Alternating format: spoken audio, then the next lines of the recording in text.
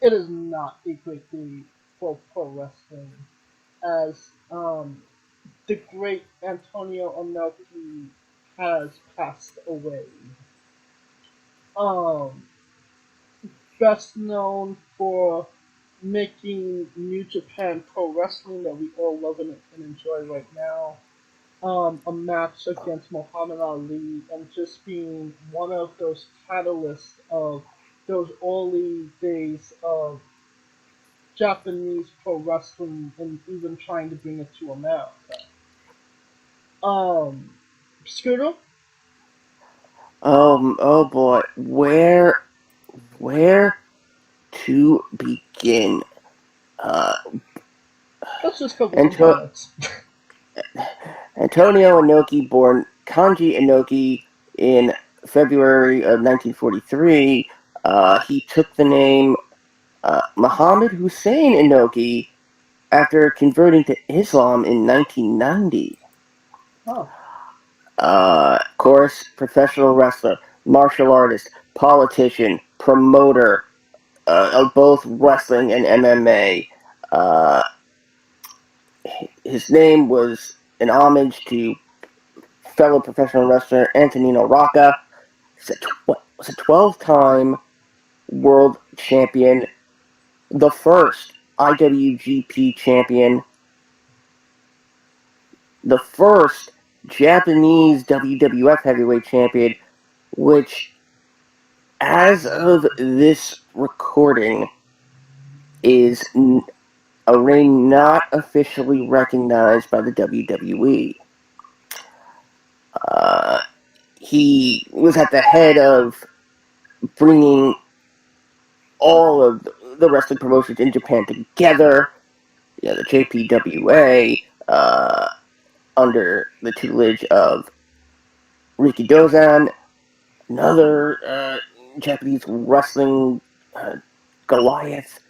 Um, as he mentioned, the 1976 fight against Muhammad Ali, long before Mr. T and Roddy Piper ever got it. WrestleMania 2. Yeah, that's the original boxer versus wrestler uh, match. Um, God, I remember 1995. Inoki and Ric Flair, uh, and this is when Inoki was already getting up in age. Uh, Headlining a one-time event, Collision in Korea, for WCW. Inoki would then show up on WCW television in the States and engaged in a feud with Lord Steven Regal, aka William Regal. Um, he's the only man that could get away with a legal chokehold because his finisher was the choke sleeper. Um, oh my god, there's so much. Oh man, he's a politician as well. Following his father's footsteps, joined the Japanese House of Councilors uh, as a representative of his own party, wow. the Sports and Peace Party, um, and of course we mentioned 1990. After Inoki traveled through Iraq uh, and successfully negotiated with Saddam Hussein to release Japanese hostages before the outbreak of a Gulf War. Oh my god. Yes, and it was then that the first ever professional wrestling event took place in Iraq. Um, uh, in As a gesture of good faith, uh, however, only 36 of those Japanese nationals ended up being freed. because Saddam Hussein is an asshole, rotten hound. He would get involved. Well, he wouldn't get involved, but he would be dragged into a number of political scandals. When does politics not have scandals? Okay. And I'm not even about to decode what a Japanese political scandal could be. But after his first time in politics, that's when he came back to wrestling. And then he returned to politics in 2013 to 2019 in the when he ran for a seat in the. Now I know this is not the Japanese diet. I don't think it's pronounced diet. I believe it's pronounced. Oh God, maybe it is diet. Oh wow, that's a very interesting name for a political party. Under the Japanese Restoration Party ticket, he won. Returned to Japan's upper house as an MP. He was a political rebel. He took a lot of his own diplomatic missions, so to speak. Okay. Yes, Ali versus Inoki. Um, Inoki was known for doing these types of stunts. And yes, of course, the most famous one is his fight with Ali. I'm liking. Inoki would also have a little bit of a career as a movie star, as he starred in The Bad News Bears Go to Japan alongside Tony Curtis. Oh wow. Yep, where it's Inoki basically versus a little league team in a ring. That's not the actual story of the movie, but it's a funny scene. It certainly seems like Inoki was a man that, God, yes. if you like, whether you like him or hate him, he certainly lived a full life. Yes. I mean, if you're familiar with the term Inoke Bombaye, that's where it was born. That would be the name of shows that would take place at the start of the millennium on New Year's Eve. And then, of course, there's the IGF, Inoki Genome Federation. Very interesting name for a promotion. He had one daughter, Hiroko.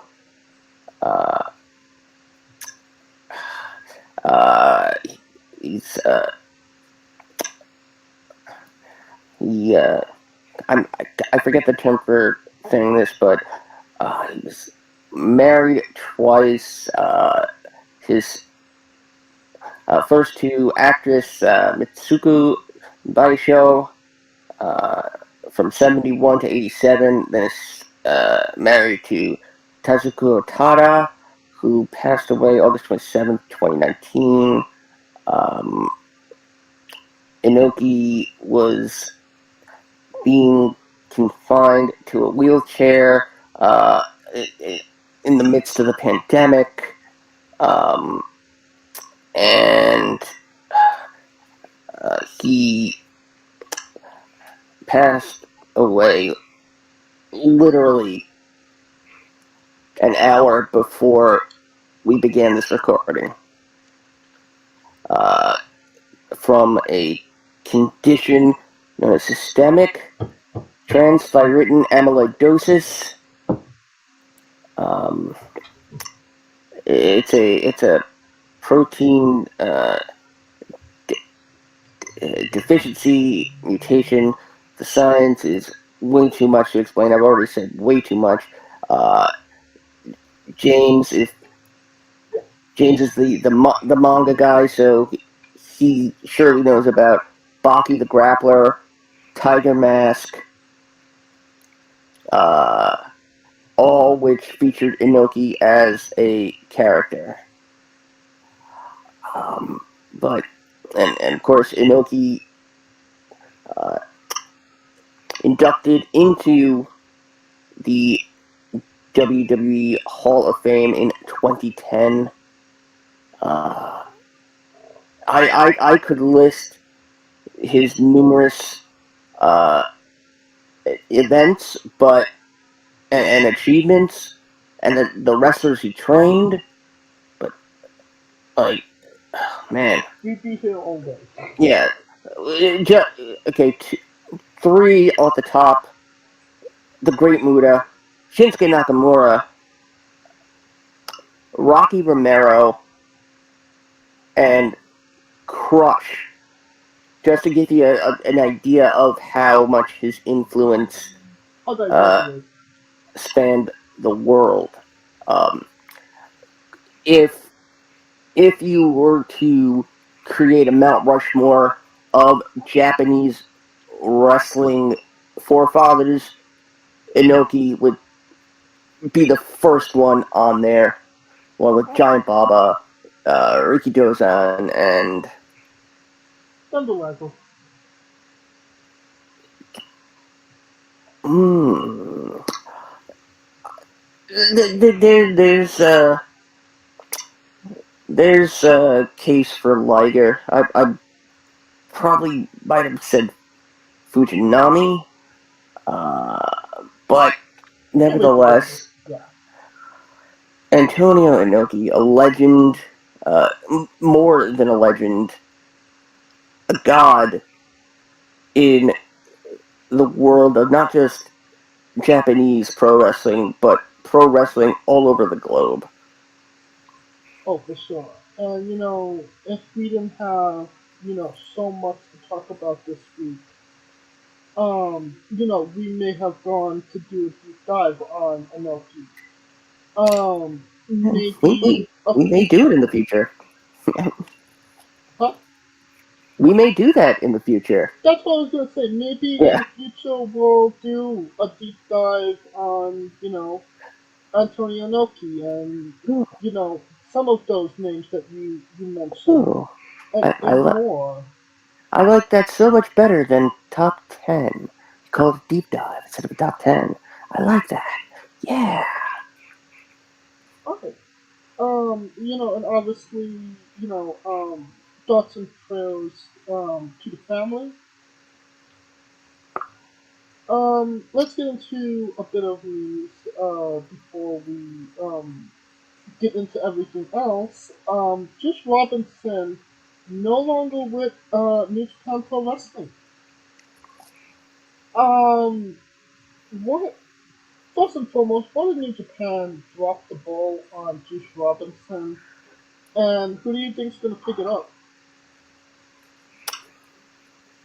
Well, I'm wondering if Juice Robinson got into his own mind and convinced himself that he was a bit bigger uh, than he thought he was. It also may have something to do uh, with AEW wanting him uh, to step in amidst uh, while the investigation from the All Out incident continues, and that investigation is nowhere near coming to a close. So Kenny Omega is not going to be seen on TV for a while. Neither the Bucks. Right. And I'm not sure if Juice Robinson has the star power of Kenny Omega or the no, Bucks, but no, not by a long shot. But the person to pick up The ball, one would assume, would be Dave Finlay. No, I meant which company would pick up the ball. Oh, it's If company. yeah, which ball is? Who are they Oh, giving? AEW. AEW has already reported massive interest in AEW. He's the fiance of Tony Storm. Oh yeah, that's right. No, they're married. Uh, um, no, they're still engaged. Oh no. So you're saying there's a chance? Yes, I'm saying there's a chance for you. I mean, if you pay enough to her OnlyFans, hey. Um, but yeah, AEW. Look at him. He was already on. He's been on Dynamite already. He took Let part in the world title eliminator match last this past week that. against Mox. This is honestly a throwaway match considering the rivalry, destroyed rivalry they had in New Japan. But I mean that just goes to show you how desperate AEW is right now to gather some views. Yes. We all we also have to throw Impact in there because he was at uh, Impact's Victory Road special last Friday, Yes. where he teamed with Bullet Club members Ace Austin and Chris Bay. Um, but uh, Juice Robinson is highly wanted by AEW, as is somebody else, which I'm assuming you are probably going to segue into. Was he saying WWE? Mm, no, Bandito. Oh, they were signed Bandito already. Hmm, AEW did. they all they offered him a contract, And it appears uh, like he and accepted the offer. and Tony Khan hugged him. Um, if it's official, Do you not take hugs as an official binding contract? he has been. As of right now, it's still an offer. Okay. Um, nothing. Pen has not been put to paper. It likely will be. Well, back on Juice Robinson, that's just New Japan dropping the ball again on somebody that, could have done, you know, great things for them. It just seems when it comes to Gaijin wrestlers, they don't necessarily appreciate them as much as they should. Yeah, I'd say that's absolutely true. Speaking of underappreciated or overappreciated, depending on how you might ask, AW is doing some weak ticket sales in Chicago, Boston, Atlantic City, and Bridgeport. Why do you think that the ticket sales are so weak in those states, Scooter? I mean, Well, it's not like they're not there every single week. well, because they're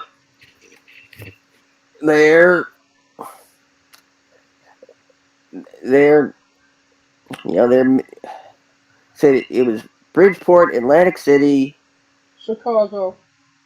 Chicago. Well, that's surprising, quite honestly. Uh, and there was one other. Uh, did you say Boston? No, I did not Boston. Chicago, Boston, Atlantic City, and Bridgeport. Well, Boston because uh, Survivor Series is coming up, and it seems like AEW is attempting to piggyback on the WWE at certain points when it comes to locations. Um, if those, if we knew the, do you have the dates of those shows? The Chicago one is in November. It's right before Thanksgiving, I believe. But I don't know the other ones, unfortunately. But they are doing very well in ticket sales when it comes to the Canadian shows. They're doing the first show in Washington State, and those are selling well. Why? Because Right. people from those states and countries haven't seen AEW yet. Uh, Now I'll give you two words that explain that. Brian Danielson. Canada as well. No, for Washington State. Well, yeah, but I mean, Washington's an underrated wrestling city. They love their pro wrestling. Well, Portland, Oregon, really. Uh, the Northwest was a big territory back in the day. Oh yeah. Um, But do you think that so these, having weak ticket sales is going to motivate AEW to actually get out of, the the the East and kind of lead into other states that they haven't been into yet?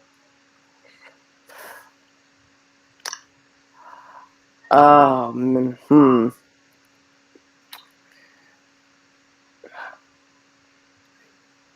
hmm. And that's a tough thing to But right now they're leaving a say. lot of money on the table by not going further out.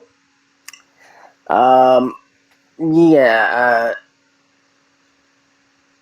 should I mean again? This is Tony Khan playing promoter, not being a promoter. He he doesn't want to understand the markets in literally every state now. Every state is its own market, and and the fact that uh, Washington D.C. is abysmal. Uh, Considering that DC, uh, the anniversary show where the first Dynamite aired, uh, sold out instantly and had more than 14,000, and that's only at 2,200 roughly.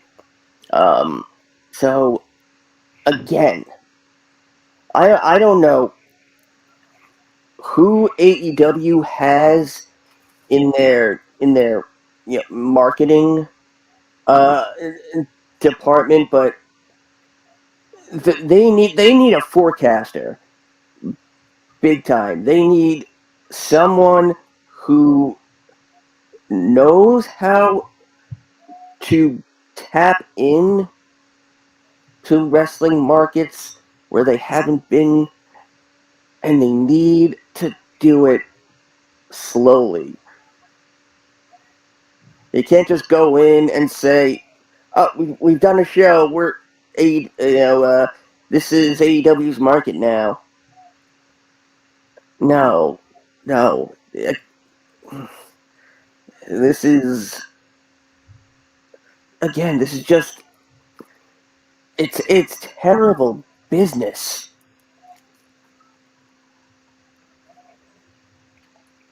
You're not wrong about that. I mean, how is WWE supposed to take them seriously as a threat when they won't get out of the east off the East Coast? I mean, they could go up from New York to Florida, but they're not coming on this side of the country, and that's that's just one country. There's Canada, Mexico, um, Japan, the UK, etc., etc., etc. that WWE goes to yearly. I'm starting to think that Tony Khan doesn't have an actual passport. He just has the passport card, which allows you into Canada and Mexico, but you can't fly with it. It's the same type of ID card I have. Uh, You might not be wrong about that. um, he he really is uh, booking treating AEW as if it were the Jaguars. Yeah, you're not wrong. You're absolutely not wrong about that. And given that you know football is back up, Tony is gonna he's gonna have his time split even more. So don't be surprised if AEW uh, descends in quality even further. Quality and attendance and ratings and gates.